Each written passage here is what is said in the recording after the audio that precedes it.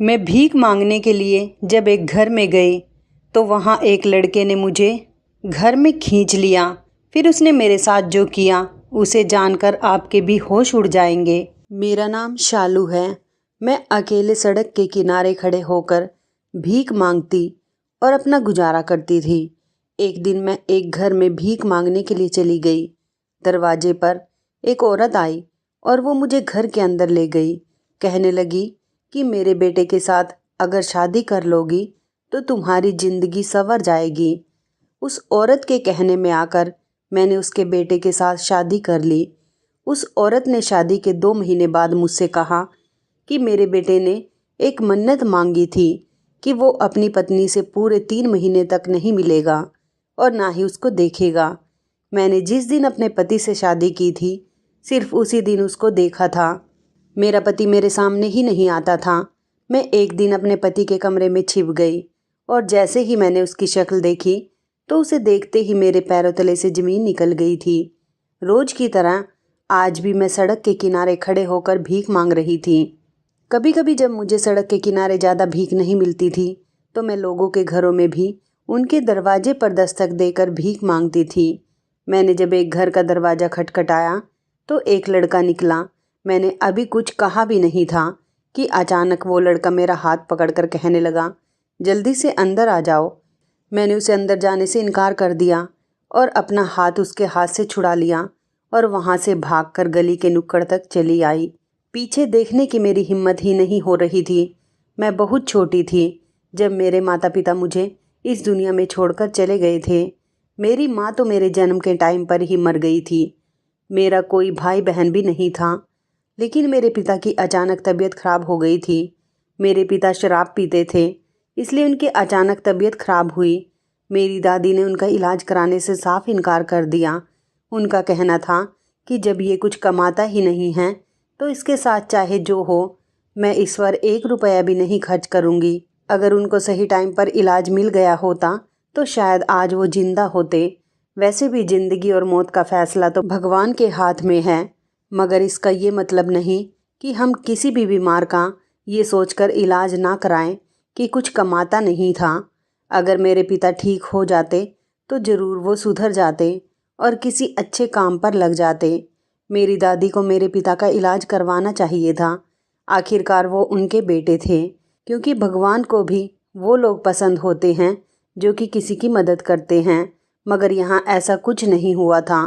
मेरी दादी और चाची ने मेरे चाचा से भी मेरे पिता का इलाज करवाने के लिए मना कर दिया था और मेरे पिताजी का हिस्सा मेरे चाचा को देने का लालच दिया था कि अच्छा है, ये शराबी मर जाएगा तो इसके हिस्से की जायदाद तेरे नाम हो जाएगी। उन लोगों ने मेरे पिता के मरने के बाद मेरे साथ भी गलत सलूक करना शुरू कर दिया था।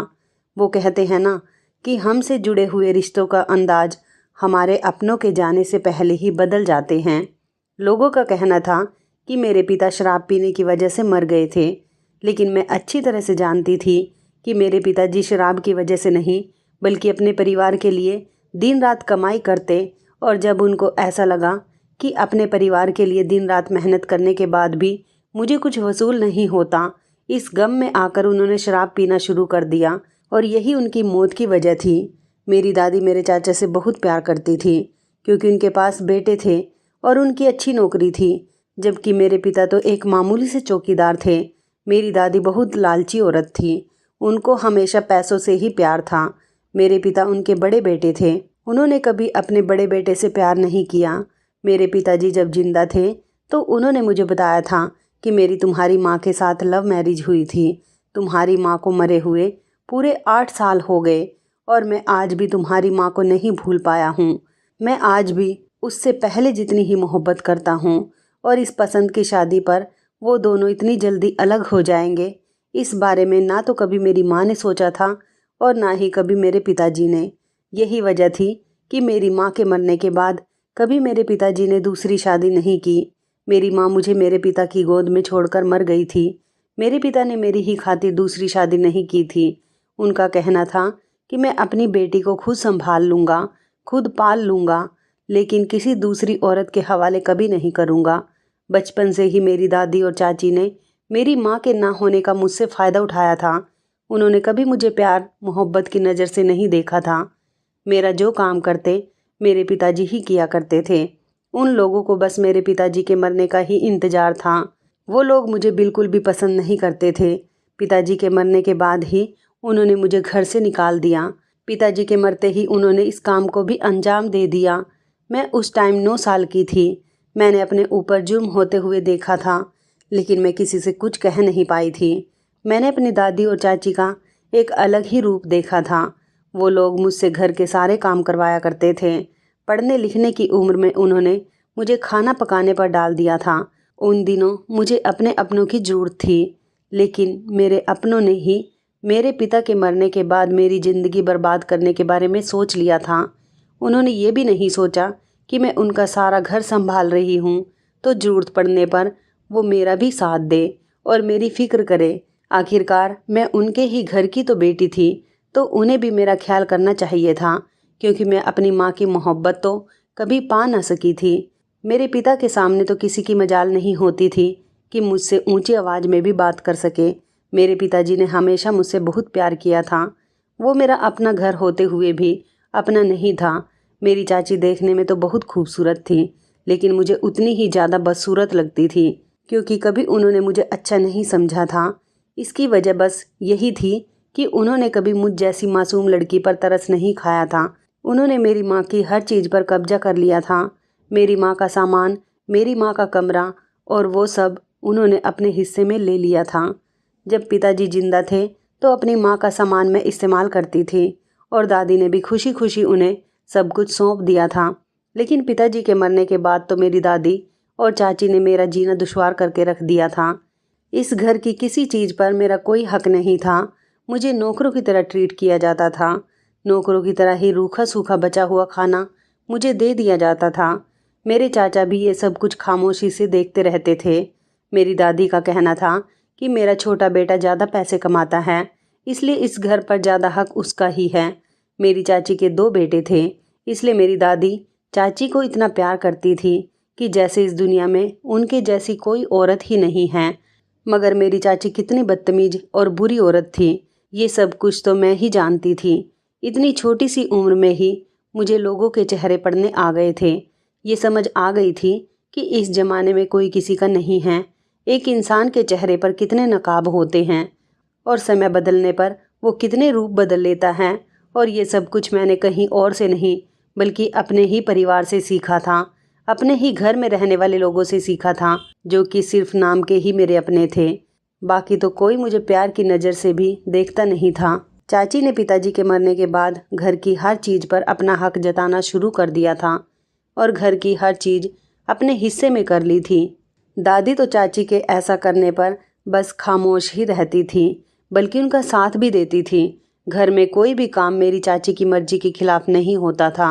चाचा जी भी चाची से बहुत डरते थे और यही वजह थी कि मेरी ज़िंदगी खराब होती चली जा रही थी।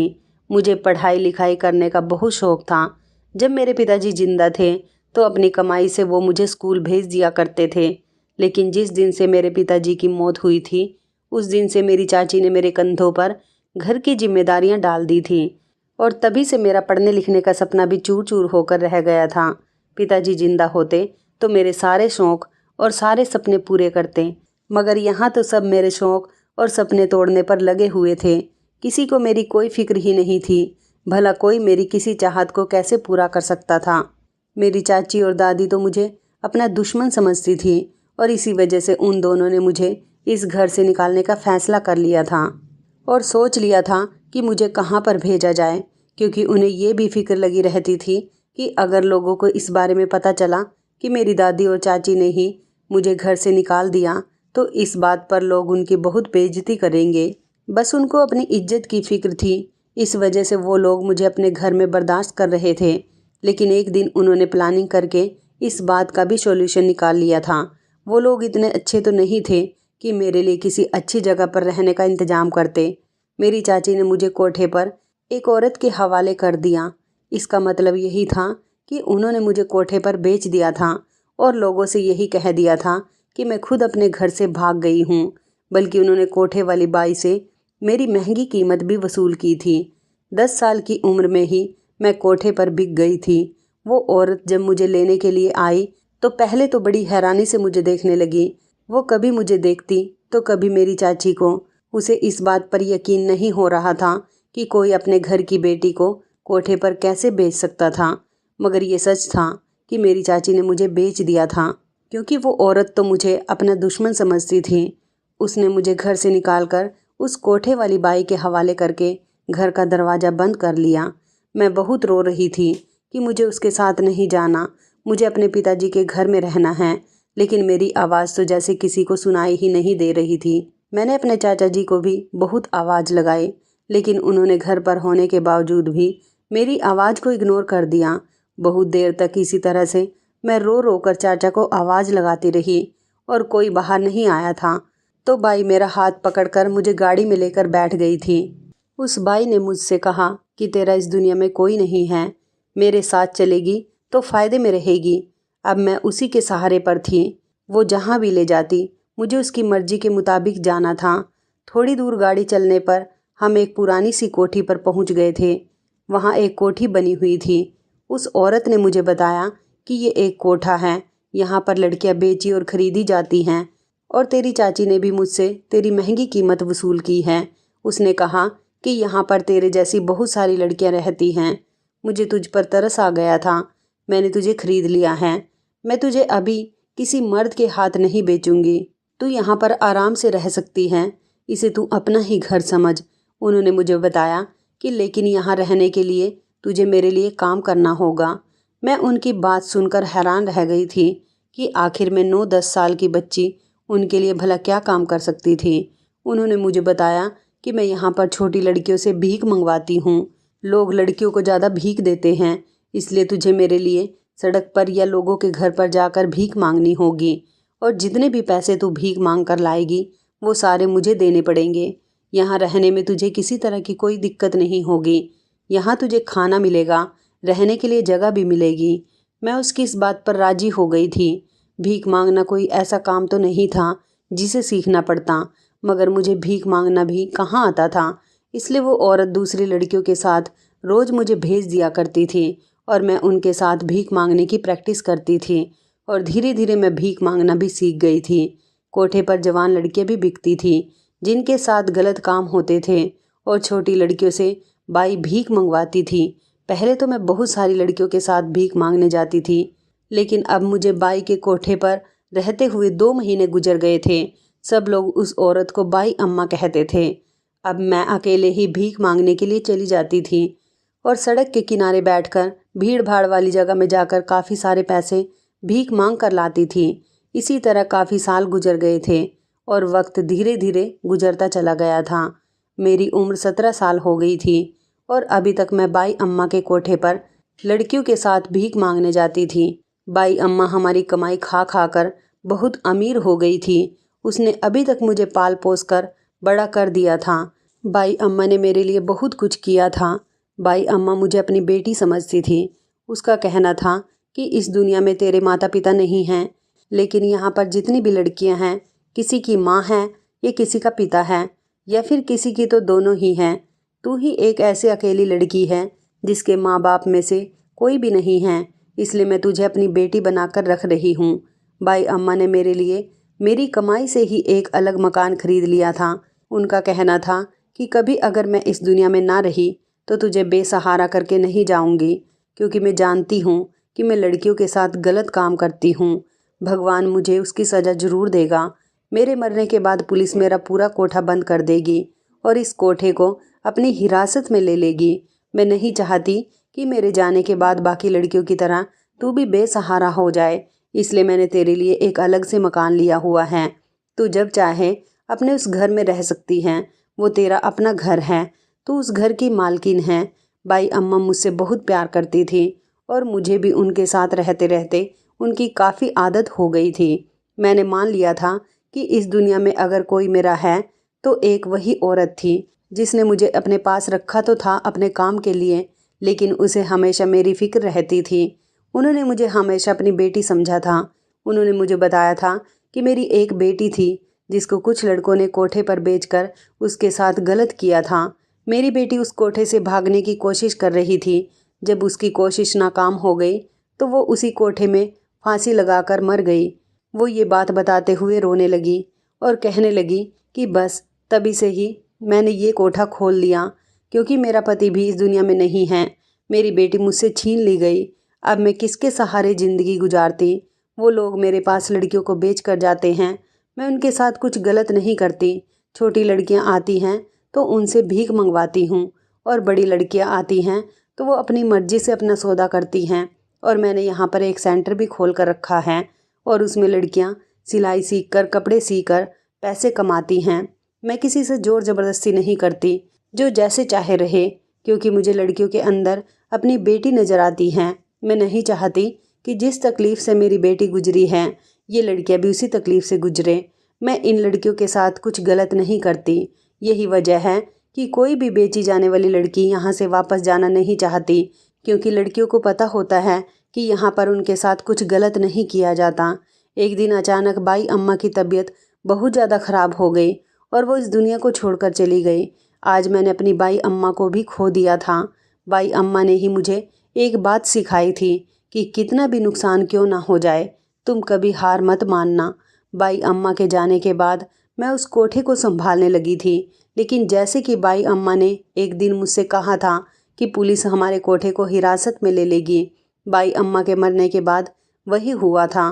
पुलिस ने इस कोठे को सील कर दिया था और यहाँ पर जितनी भी लड़कियाँ थीं उनको रिहा कर दिया था। मैं चाहती थी कि यहाँ पर रहने वाली लड़कियाँ आवाज़ उठाएं कि ये हमारा घर है, हम यहाँ पर जो काम करते हैं वही करते रहेंगे। लेकिन मेरे साथ किसी भी लड़की ने आवाज़ नहीं उठाई। जब यहाँ से सारी लड़कियाँ चली गई तो मैंने भी उस कोठे को छोड़ दिया और मैं अपने उस घर में आ गई जो बाई अम्मा ने मेरे नाम कर दिया था। मेरे पास रहने के लिए घर तो था, लेकिन कोई ऐसा नहीं था जो मुझे समझता और खिलाता पिलाता। मुझे अभी भी भीख मांग कर ही अपना गुजारा करना पड़ता था। एक दिन मैं सड़क के किनारे खड़ी हुई भीख मांग रही थी, लेकिन सड़क बड़ी सुनसान थी क्योंकि बहुत सर्दी हो रही थी। सर्दियों के दिनों में ज़्यादातर लोग घर से बाहर नहीं निकलते और सड़कें सुनसान होती हैं, इसलिए मैं लोगों के घरों में भीख मांगने के लिए जाने लगी। एक दिन मैं गली में बने हुए घर के अंदर भीख मांगने के लिए उसके दरवाजे पर दस्तक देने लगी। तभी एक औरत ने आकर दरवाज़ा खोला। उन्होंने मुझे अपने साथ अपने घर के अंदर आने के लिए कहा। पहले तो काफ़ी देर तक मैं सोचती रही कि मैं क्या करूं। फिर उन्होंने जब मुझे दोबारा बुलाया तो मैंने अंदर जाने की हिम्मत की और आगे बढ़कर उनके साथ अंदर चली गई। वहां पर जाकर उन्होंने मुझे सोफे पर बैठा दिया और खुद भी मेरे सामने बैठ गए। घर तो काफ़ी खूबसूरत सा बना हुआ था। ऐसा घर आज तक मैंने सिर्फ बाहर से ही देखा था, क्योंकि हम दरवाजे से ही भीख मांगकर वापस लौट जाया करते थे। कभी घर के अंदर जाने का मौका ही नहीं मिला था। आज मुझे पहली बार ये मौका मिला था और इस घर को देखकर मुझे बड़ी हैरानी हो रही थी कि लोग इतने अच्छे घर में भी रहते हैं। मेरे सामने बैठी हुई औरत जो मुझे अपने साथ घर के अंदर लेकर आई थी, लेकिन उसके बाद उन्होंने मुझे जो बात कही उसे सुनकर मेरे पैरों तले से ज़मीन निकल गई थी। मुझे तो ऐसा लग रहा था जैसे मैं अपने होश में नहीं हूँ। उन्होंने मुझे कहा कि क्या तुम मेरे बेटे से शादी कर सकती हो। मुझे उनका ये सवाल सुनकर बड़ी हैरानी हुई थी। मैंने तो सोचा था कि उन्होंने मुझे खाना देने के लिए घर के अंदर बुला लिया होगा। मुझे नहीं पता था कि वो मुझे इतना बड़ा ऑफ़र दे सकती हैं, जिसके बारे में मैंने कभी सोचा भी नहीं था। मुझे लगा कि शायद मैंने गलत सुना होगा। कंफर्म करने के लिए मैंने दोबारा से उनसे उनकी बात दोहराने के लिए कहा। जब उन्होंने दोबारा से मुझे अपने बेटे से शादी की ऑफ़र दी तो मैंने बिना सोचे समझे ही शादी के लिए हाँ कर दी थी। वो जो भी था, जैसा भी था, मेरी उससे शादी होने वाली थी और यही बात मेरे लिए काफ़ी थी। इसके अलावा उस वक्त मैंने कुछ भी नहीं सोचा था और फ़ौरन ही मैं शादी करने के लिए तैयार हो गई थी। मेरे बस हाँ कहने की देर थी और उस औरत ने कहा कि तुम्हें अब हमारे घर पर ही रहना होगा। उन्होंने कहा था कि यहाँ पर तुम्हें सब कुछ मिलेगा। अगर तुम अपने घर से कोई चीज़ लेकर आना चाहती हो तो ला सकती हो। उन्होंने कहा कि कल सुबह ही तुम्हारी मेरे बेटे के साथ शादी है। उस औरत की इतनी जल्दबाजी पर मुझे बड़ी हैरानी हो रही थी, मगर फिर मैंने इस बात को इग्नोर कर दिया था। मैं अपने घर जाकर वहाँ से अपना एक बैग उठाकर ले आई थी जिसमें मेरे कुछ कपड़े और ज़रूरत का सामान था।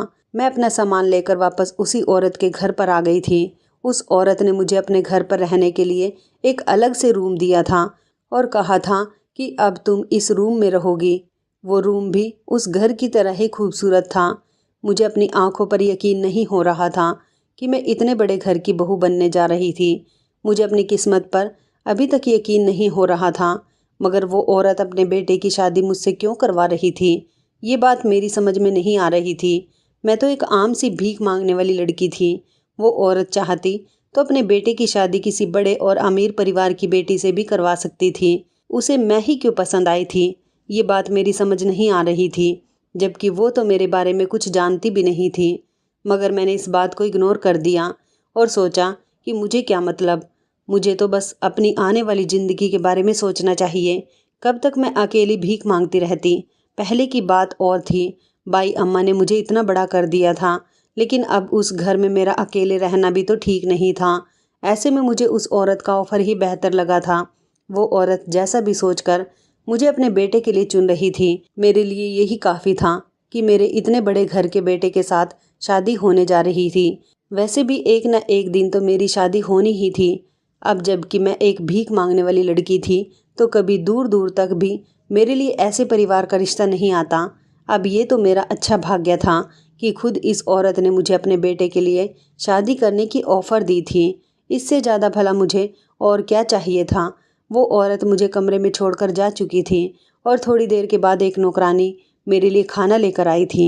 नौकरानी कहने लगी, मैडम, खाना खाने के बाद आप सो जाना, सुबह आपकी शादी है, उसके लिए मैं आपको तैयार करने के लिए आ जाऊंगी। वो खाना रख कर चली गई थी। उसके जाने के बाद मैं खाना खाने बैठ गई थी। खाना खाने के बाद फ्री होकर मैं थोड़ा आराम करने के लिए लेट गई थी और मुझे कब नींद आ गई मुझे कुछ पता ही नहीं चला। जब मैं सोई तो मेरी अगली सुबह ही आँख खुली थी। सुबह के लगभग 9 बज रहे थे। तभी वो औरत मेरे कमरे में आई और उसने मुझे जगाया। मैं घबरा कर उठ गई। मैंने देखा कि उसके साथ तो एक नौकरानी भी थी। वो मुझे तैयार करने के लिए आई थी और उसके पास दुल्हन के कपड़े भी मौजूद थे। तभी अचानक से मेरे कमरे में एक और नौकरानी आई। वो मेरे लिए नाश्ता लेकर आई थी।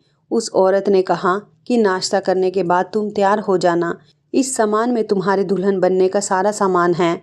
वो तो मुझे सब बताकर चली गई थी। उसके जाने के बाद मैंने वो सारा सामान खोल कर देखा था। उसमें कपड़ों के साथ साथ बहुत सारे कीमती जेवर भी मौजूद थे। ये सब कुछ देखकर मुझे अपनी आंखों पर यकीन नहीं हो रहा था। मैंने अपनी सारी ज़िंदगी में नहीं सोचा था कि कभी इतने कीमती कपड़े और जेवर मेरे लिए होंगे और मैं इनको पहनकर दुल्हन बनूंगी इतने अमीर परिवार की। ये सारा सामान देखने के बाद जब मैंने टाइम देखा तो मैं जल्दी से उठकर खड़ी हो गई और फिर तैयार होने लगी। सारे जेवर और कपड़े पहनकर मैं बहुत अच्छे से तैयार हो गई थी और इन कपड़ों में मैं बहुत ज़्यादा खूबसूरत लग रही थी, क्योंकि आज तक मैंने इतनी कीमती कपड़े कभी नहीं पहने थे। 1 घंटे बाद ही मेरी शादी होनी थी। मेरे चेहरे पर घूंघट डाल दिया गया था और मेरी शादी की सारी रस्में कर दी गई थी।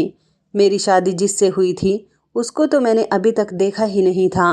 वो लड़का कैसा था, कौन था, इसके बारे में अब तक मुझे कुछ पता ही नहीं था। बस मैंने उसकी हल्की सी झलक देखी थी जब उसने मेरी मांग में सिंदूर भरा था और मुझे मंगलसूत्र पहनाया था। शर्म की वजह से मैंने उसको नज़र उठाकर देखा भी नहीं था। इसके अलावा मुझे कुछ भी पता नहीं था। शादी की रस्में पूरी होने के बाद उस औरत ने मुझे वापस उसी कमरे में भेज दिया था जो रूम उसने मुझे रहने के लिए दिया था। और फिर वो औरत भी थोड़ी देर के बाद मुझसे मिलने के लिए कमरे में आई थी। उस औरत ने मुझसे कहा कि मेरे बेटे ने मन्नत मांगी है कि वो पूरे 2-3 महीने तक अपनी पत्नी से नहीं मिलेगा और काम के सिलसिले में वो बाहर जा रहा है। वहाँ से आने के बाद ही वो अपनी पत्नी से मुलाकात करेगा। उस औरत की बात मुझे बड़ी अजीब लगी थी और इसी तरह धीरे धीरे दिन गुजरने लगे थे। इतने दिन हो गए थे और अपने ही पति को अभी तक मैंने नहीं देखा था। मैं इसी औरत के घर में रह रही थी। यहाँ रहते हुए मुझे किसी तरह की कोई परेशानी नहीं थी। मेरा पति अभी तक बाहर से वापस नहीं आया था और ना ही अभी तक मैंने उसे देखा था। मैं बस उसी के घर में रह रही थी। यही मेरे लिए बहुत बड़ी बात थी। फिर एक दिन इसी तरह से मुझे ख्याल आया कि मन्नत तो मेरे पति ने मांगी है। मैंने तो कोई मन्नत नहीं मांगी कि मैं अपने पति को ना देखूं। अपनी मन्नत पूरी होने से पहले अगर वो मुझे नहीं देख सकता, लेकिन मैं तो उसे देख सकती हूँ, क्योंकि मेरी तो कोई मन्नत ही नहीं थी कि मैं अपने पति को नहीं देख सकती। ये सोचकर मैंने अपने पति को देखने का इरादा किया था। मैंने अपनी सास से कहा था कि मुझे अपने पति की फ़ोटो देखनी है, लेकिन मेरी सास ने मुझे साफ इनकार कर दिया। वो मुझे मेरे पति की फ़ोटो दिखा ही नहीं रही थी। एक दिन मैं अपनी सास के कमरे में जाकर छुप गई ताकि उनके कमरे की तलाशी ले सकूं और मेरे हाथ मेरे पति का कोई फ़ोटो ही लग जाए। मैंने सोचा था कि फ़ोटो देखने के बाद मैं अपनी सास के कमरे से निकल जाऊंगी। मैं तो अपनी सास के कमरे में छुपकर अपने पति का फ़ोटो ढूंढ रही थी, लेकिन तभी अचानक मुझे लगा कि कमरे में कोई आ रहा है। मैं जल्दी से एक अलमारी के पीछे छुप गई कि कहीं मेरी सास ने मुझे देख लिया तो वो ना जाने मेरे बारे में क्या सोचेंगी। लेकिन जो इंसान कमरे में आया था वो मेरी सास नहीं थी, बल्कि किसी लड़के के बोलने की आवाज़ थी। वो किसी से फ़ोन पर बात कर रहा था। जब मैंने उसे देखा तो मैं हैरान रह गई थी कि इस लड़के को तो मैंने पहले देखा था। इस लड़के को मैंने लगभग 8 महीने पहले देखा था। मुझे ठीक से वो दिन याद था जिस दिन मैंने उसे देखा था। उस दिन मैं बाई अम्मा के घर से भीख मांगने के लिए निकली थी। उस दिन मुझे बाई अम्मा के घर जाते हुए कुछ देर हो गई थी। मैं सड़क से घर आ रही थी। उस सड़क पर बिल्कुल सुनसान हो रही थी। रात का टाइम था, इसलिए चारों तरफ वीरानी छाई हुई थी। वो लड़का वहाँ पर अपनी कार लेकर खड़ा हुआ था और किसी से फ़ोन पर रो रो कर बातें कर रहा था। जब उसकी नज़र सड़क पर चलते हुए मेरी तरफ गई तो उसने कॉल काट दी और मुझे लिफ्ट देने लगा। मैंने लिफ्ट लेने से मना कर दिया था। तभी अचानक से उसी सड़क पर कार से 2 लड़के आए और उस लड़के को मारने पीटने लगे। मेरी कुछ भी समझ में नहीं आ रहा था कि मैं किस तरह इस लड़के को बचाऊं। वो लोग इस लड़के को बहुत ज़ोर ज़ोर से पीट रहे थे। मैंने ऐसा किया और जल्दी से अपने बैग से चाकू निकाला, क्योंकि बाई अम्मा हमारी सेफ्टी के लिए हमेशा हम लड़कियों को चाकू दिया करती थी। वो कहती थी कि लड़कियों को अपनी सेफ्टी खुद करनी चाहिए। अगर कभी कोई तुम्हें परेशान करने की कोशिश करे तो ये चाकू मारकर उसे घायल कर देना। मैंने ऐसा ही किया और जल्दी से अपने बैग से चाकू निकालकर उन 2 लड़कों में से एक लड़के को चाकू मार दिया। वो लड़का जब दर्द से तड़पने लगा तो दूसरे वाले लड़के को इस गाड़ी वाले लड़के ने मारना शुरू कर दिया और जल्दी से उसने मुझे कार में बैठने का इशारा किया जिसकी मैं मदद कर रही थी। मैं उसके बराबर में कार में बैठ गई और वो तेज़ी से कार चलाने लगा। कार चलाते चलाते वो बहुत दूर तक आ गया था और मैं उसे बार बार पूछ रही थी कि ये लोग तुम्हें क्यों मार रहे थे, लेकिन उसने मुझे कुछ नहीं बताया और कहने लगा कि जल्दी से बताओ कि तुम्हें कहाँ पर जाना है, मैं तुम्हें तुम्हारे ठिकाने पर छोड़ देता हूँ। उसके बाद मुझे अपने घर जाना है, जल्दी बताओ तुम कहाँ जाओगी। मैंने उसे अपने कोठे का एड्रेस बताया और वो लड़का मुझे मेरे कोठे पर छोड़कर चला गया था। मैं उसकी गाड़ी से उतर गई। उसके बारे में कोई और जानकारी भी नहीं ले सकी और वो लड़का वहाँ से चला गया। उस दिन के बाद से आज मैंने इस लड़के को यहाँ पर देखा था। इस लड़के को यहाँ देखकर डर के मारे मेरे पैर कांपने लगे थे और मैं जल्दी जल्दी वापस आकर अपने कमरे में छुप गई थी और फिर अगले पूरे 3-4 दिन मैं अपने कमरे से बाहर नहीं निकली थी। मैं भूखी प्यासी कमरे में बंद रही थी। मैंने किसी को कमरे के अंदर तक नहीं आने दिया था, यहाँ तक कि मैंने किसी नौकर को भी नहीं आने दिया था, जबकि घर की नौकरानियाँ मेरे लिए सुबह का नाश्ता और दोपहर और रात का खाना लेकर आ रही थी। मैंने किसी को कमरे के अंदर नहीं आने दिया। ये बात देखते हुए मेरी सास भी परेशान हो गई थी कि आखिरकार मैं कमरे से बाहर क्यों नहीं निकल रही थी। मैं अब सारी सच्चाई को जानना चाहती थी। जब मेरी सास ने दरवाज़ा बजाया और कहा कि दरवाज़ा खोलो शालू, मैं आई हूँ। मैंने अपनी सास से कहा कि इस घर में तो कोई मर्द नहीं रहता, तो फिर आपके कमरे में वो लड़का कौन था। मैंने अपनी सास को बता दिया कि मैं आपके कमरे में चोरी चुपके अपने पति की फ़ोटो देखने के लिए गई थी। तब मैंने वहाँ पर एक लड़के को देखा था। मेरी सास मुझसे कहने लगी, ये तुम्हारी आंखों का वहम होगा, इस घर में कोई मर्द नहीं है। मेरा बेटा और तुम्हारा पति वो भी इन दिनों घर पर नहीं है, वो तो बाहर गया हुआ है। और तुम मुझे बिना बताए मेरे कमरे में क्यों गई थी। मैंने कहा ना कि मैं आपके कमरे में अपने पति की फ़ोटो देखने के लिए गई थी। मैंने आपको सच बता दिया, लेकिन फ़ोटो की बजाय मुझे वहाँ पर एक लड़का मिला जिसको मैंने पहले ही एक बार देखा है। पर आपने मुझसे झूठ क्यों बोला कि यहाँ पर कोई मर्द नहीं रहता, आप अकेली रहती हो। आप जल्दी से मुझे बता दो कि वो लड़का कौन है। मेरी सास ने मुझे बताया कि वो लड़का ही तुम्हारा पति है। ये सुनकर तो मैं हैरान रह गई थी। उन्होंने कहा था कि इसी लड़के के साथ तुम्हारी शादी हुई है। मुझे अपने कानों पर विश्वास नहीं हो रहा था कि जिस लड़के के साथ मेरी शादी हुई है उसे मैं पहले भी एक बार मिल चुकी हूँ। अब मैंने अपनी सास से कहा कि आपने मुझसे इतनी बड़ी बात छुपाई, आपने मुझसे कितने झूठ बोले हैं। पहला झूठ तो ये कि इस घर में कोई मर्द नहीं रहता। दूसरा झूठ ये कि आपके बेटे ने मन्नत मांगी है और काम के सिलसिले में बाहर गया हुआ है और 3 महीने से पहले वो नहीं लौटेगा, जबकि आपका बेटा तो इसी घर में आपके कमरे में मौजूद था। अब आप मुझे अपने बेटे से शादी करने की वजह बताओ कि आपने मेरी शादी अपने बेटे से क्यों करवाई। आप अपने बेटे की शादी किसी और लड़की से भी तो करवा सकती थी। आपने मुझे ही क्यों चुना अपने बेटे के लिए? और फिर उस दिन वो गुंडे आपके बेटे को मारने की कोशिश क्यों कर रहे थे? यह सब बातें कोई आम नहीं थी। इन सब बातों के पीछे एक बहुत बड़ी वजह छुपी हुई थी और ये सब जानने के लिए मैंने अपनी सास से सवाल किया था, लेकिन मेरी सास मेरे सवाल सुनकर खामोश हो गई थी। वो मुझे कुछ बता ही नहीं रही थी। मेरी सास के अलावा मुझे कोई दूसरा मेरे सवाल का जवाब दे ही नहीं सकता था। मैं यही सब सोच रही थी कि कहीं बड़े घर में शादी करने के चक्कर में मैं कहीं बड़ी मुसीबत में तो नहीं पहुंच गई हूँ। अब सोच सोच कर मुझे बहुत डर महसूस होने लगा था। मैंने सोच लिया था कि अब मुझे क्या करना है। मैं अपनी सास को छोड़कर अपना सामान पैक करने के लिए चली गई थी और मैंने फैसला कर लिया था कि मैं इस घर को छोड़कर वापस अपने घर जा रही हूँ। अपना सामान लेकर जब मैं दरवाजे पर आई तो मेरी सास खड़ी हुई थी। मैंने उनसे कहा कि मैं ये घर छोड़कर जा रही हूँ। मुझे जाता हुआ देखकर मेरी सास बिल्कुल भी हैरान नहीं हुई थी।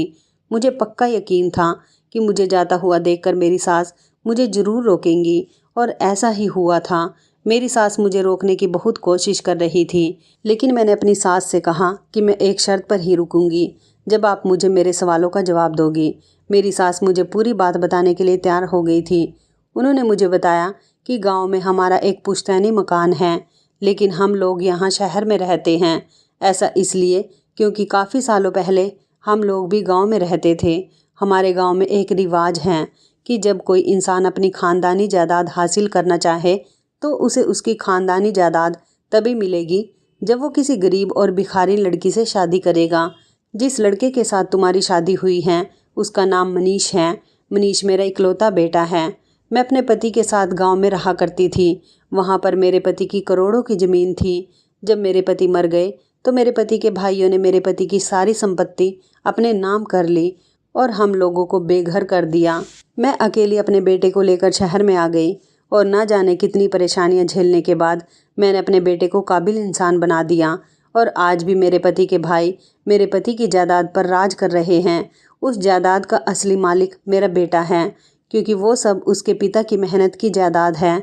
मेरा बेटा बड़ा होने के बाद जब अपने गांव गया और जाकर अपने चाचाओं से अपने पिता की जायदाद मांगने लगा तो लोगों ने मेरे बेटे से खूब लड़ाई झगड़ा किया और कहा कि कभी संपत्ति पर नज़र मत डालना, ये सब हमारी है। मेरे बेटे ने एक वकील किया और उन लोगों के खिलाफ केस कर दिया। जब उन लोगों के पास पुलिस गई तो लोगों ने जैसे तैसे करके केस को रफा दफा कर दिया, लेकिन बदला लेने के लिए यहाँ पर गांव से मेरे बेटे को मारने के लिए गुंडे भेज दिए। उन लोगों ने मेरे बेटे को मारने की बहुत कोशिश की, लेकिन मेरा बेटा अपनी जायदाद हासिल नहीं कर पा रहा था। इसी सब का तोड़ करने के लिए मेरा बेटा गांव गया। सुना था कि गांव में सरपंच जी का बहुत सख्त कानून चलता है।